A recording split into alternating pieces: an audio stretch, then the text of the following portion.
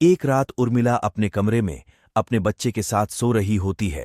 अचानक उसके खिड़की से एक पक्षी टकराकर मर जाता है। यह घटना अपने आप में असामान्य थी। पक्षी टकराते ही उर्मिला की नींद खुल जाती है और जब वह लाइट जलाकर देखती है तो डर से चीखने लगती है, क्योंकि उस कमरे की खिड़की से एक पक्षी फंसा हुआ था और उसके शरीर से खून की बूंदें फर्श पर गिर रही थीं।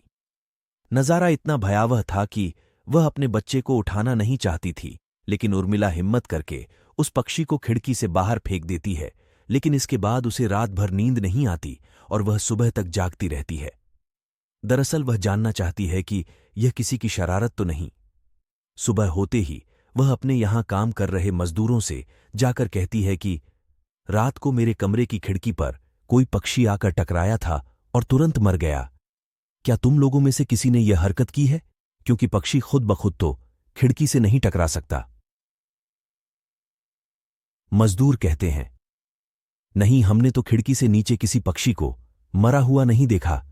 हम तो अभी वहां से चले आ रहे हैं। और जब सभी जाकर देखते हैं तो वहां वह पक्षी नहीं होता। उर्मिला घबराने लगती है कि यह क्या, यहां तो पक्षी होना चाहिए या कम से कम खून की कुछ बूंदें दिखनी चाहिए, लेकिन यहां पर पक्षी का एक पंख तक नहीं पड़ा हुआ।